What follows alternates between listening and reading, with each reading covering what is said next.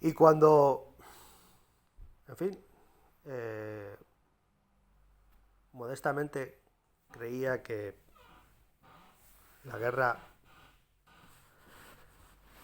se podía dar por terminada eh, tanto si se llegaba a algún tipo de acuerdo como si no, eh, porque desde luego Rusia, eh, la voluntad de Rusia es eh, ocupar el territorio, parte del territorio del este de Ucrania de manera indefinida. Esa es su voluntad. Eh, y ha sido su voluntad eh, desde el momento en que ha metido a sus militares allí. O sea, Rusia mete a sus militares allí no para que salgan a las 2 semanas. ¿No? Rusia mete a sus militares allí para que, a ser posible, con los acuerdos que sea necesario con Ucrania y bajo supervisión internacional, pero que los militares rusos se queden allí. Porque precisamente los militares rusos son la garantía. No solo de que cualquier tipo de acuerdo se vaya a cumplir, sino que además se cumpla el fin último por el cual Rusia interviene en el este de Ucrania, que es la protección de los civiles rusoparlantes que son agredidos salvajemente, criminalmente, por el presunto gobierno ucraniano. Bueno, y al final del verano asistimos a otra campaña mediática en torno a una nueva supuesta contraofensiva ucraniana.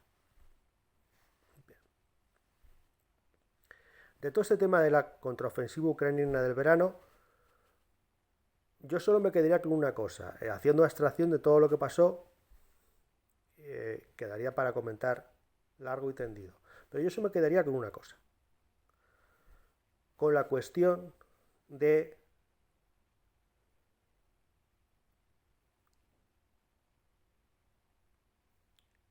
la posible destrucción de la central nuclear de Zaporizhia. A lo largo de la intervención rusa en marzo de 2022, las centrales nucleares no habían entrado en la contienda, es decir, no habían sido objeto de contienda. Las centrales nucleares, en base a un acuerdo tácito entre militares rusos y ucranianos, las centrales nucleares quedaban al margen de la guerra, al margen del conflicto. Por lo tanto, había un acuerdo tácito de los militares de uno y otro lado de que en la zona de las centrales nucleares no se iba a desarrollar ningún tipo de enfrentamiento. Y que de hecho, tanto los militares rusos como los ucranianos garantizaban la estabilidad y el funcionamiento, la seguridad en definitiva de las centrales nucleares. Bien, ese status quo de las centrales nucleares en Ucrania desaparece en septiembre del 2022. En septiembre de 2022 asistimos a el empleo de la amenaza de destrucción de una central nuclear como medio para inhibir o cohibir cualquier tipo de planteamiento agresor o cualquier tipo de estrategia militar por parte de eh, eh, el ejército ruso, para ser más concreto. Es decir, el ejército ucraniano utiliza la central nuclear de Zaporizhia como medio para amenazar, intentar que se retire de Ucrania. El ejército ruso, en definitiva, utiliza a la central nuclear de Zaporizhia y las centrales nucleares como medio de coacción, de chantaje en esta guerra. Y esto es algo totalmente nuevo. Hasta septiembre del 2022 eso no pasaba.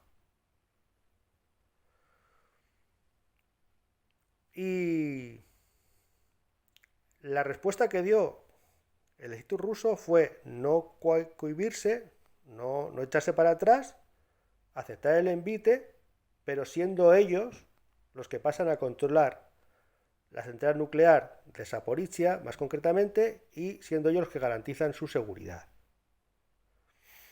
Eh, eh, y recabando la supervisión de la Agencia de Energía Atómica Internacional, dependiente de la ONU, para que efectivamente compruebe la seguridad de la central nuclear y bueno, supervise el buen funcionamiento de la central nuclear y que el ejército ruso se garantiza de velar por su seguridad. Eso pasó a lo largo del mes de septiembre de 2022. Y eso, para mí, de todo lo que pasó al final del verano de 2022, que fueron muchas cosas en torno a la supuesta contraofensiva ucraniana, que fue, como no podía de otra forma, totalmente cacareada por los medios oficialistas occidentales. Este tema de la central nuclear de Zaporizhia para mí es lo más importante, porque efectivamente entramos en una nueva dimensión del conflicto. Y es que la energía nuclear efectivamente se puede utilizar, se puede emplear como arma de guerra. Y esto empieza a ser así con la amenaza por parte de Ucrania de destruir la central nuclear de Zaporizhia en su propio territorio, pero no le importa, no le importa que fuera en su territorio, no, ellos querían utilizar la central nuclear de Zaporizhia como medio de disuasión, como medio de presión para que se retirara el ejército ruso, cosa que no consiguió, sino todo lo contrario. Lo que hizo el ejército ruso fue hacerse cargo de la central nuclear y pedir la supervisión internacional de esa central para que comprobaran que estaba completamente segura y que funcionaba con total normalidad, es decir, que era una central que se respetaba su integridad y su seguridad. Y esto es lo más importante, como digo, porque a partir de ese momento es cuando la energía nuclear pasa a formar parte del enfrentamiento bélico entre Ucrania y Rusia.